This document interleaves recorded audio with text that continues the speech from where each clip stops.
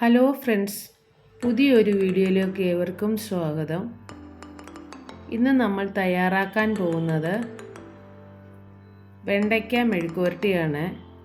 വളരെ ഈസി ആയിട്ട് തയ്യാറാക്കാൻ പറ്റിയ ഒരു മെഴുക്കുവരട്ടിയാണ്. എല്ലാവരും ഒന്ന് തയ്യാറാക്കി നോക്കണം. ഇനി ഒരു പാൻ വെച്ചു അതിലേക്ക് നമുക്ക് ആവശ്യത്തിന് വെളിച്ചെണ്ണ ഒഴിച്ചു കൊടുക്കാം. അതിലേക്ക് ചുവന്നുള്ളിയും വെളുത്തുള്ളിയും ചതച്ചാണ് ഞാൻ ചേർത്ത് കൊടുക്കുന്നത്. ഇനി ഇത് നന്നായിട്ട് നമുക്കൊന്ന് വഴറ്റിയെടുക്കണം. ഇതിലേക്ക് ആവശ്യത്തിന് കറിവേപ്പിലയും നമുക്ക് ചേർത്ത് കൊടുക്കാം.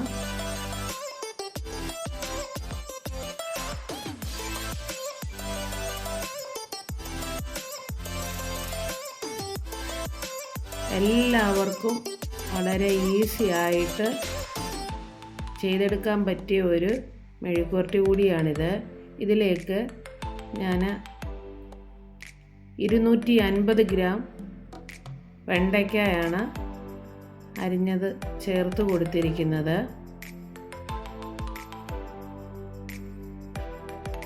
ഇനി ഇത് നന്നായിട്ട് നമുക്കൊന്ന് മിക്സ് ചെയ്യാം.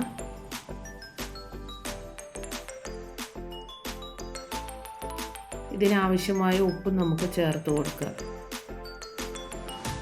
ഇനി നന്നായിട്ട് നമുക്ക് മിക്സ് ചെയ്യാം. ഇതിലേക്ക് മഞ്ഞൾപ്പൊടിയും ചേർത്ത് കൊടുത്തിട്ടുണ്ട്. ഇനി നന്നായിട്ട് ഒന്നുകൂടി ഒന്ന് മിക്സ് ചെയ്യണം.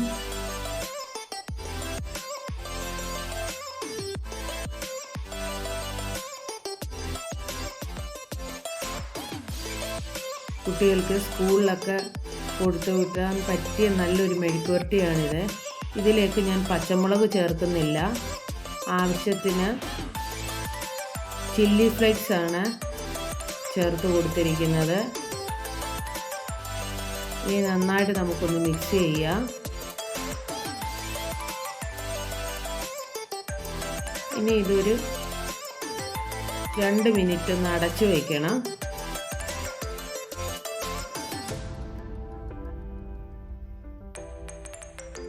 ഇനി നമുക്കൊന്ന് തുറന്ന് നോക്കാം.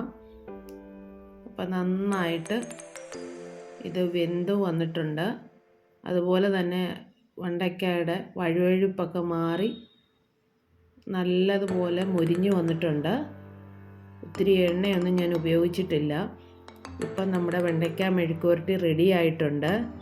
ഈ വീഡിയോ നിങ്ങൾക്ക് ഇഷ്ടമായാൽ ലൈക്ക് ചെയ്യാനും ഷെയർ ചെയ്യാനും സപ്പോർട്ട് ചെയ്യാനും മറക്കരുത്. വീണ്ടും കാണാം പുതിയൊരു വീഡിയോ ആയിട്ട്. Thank you.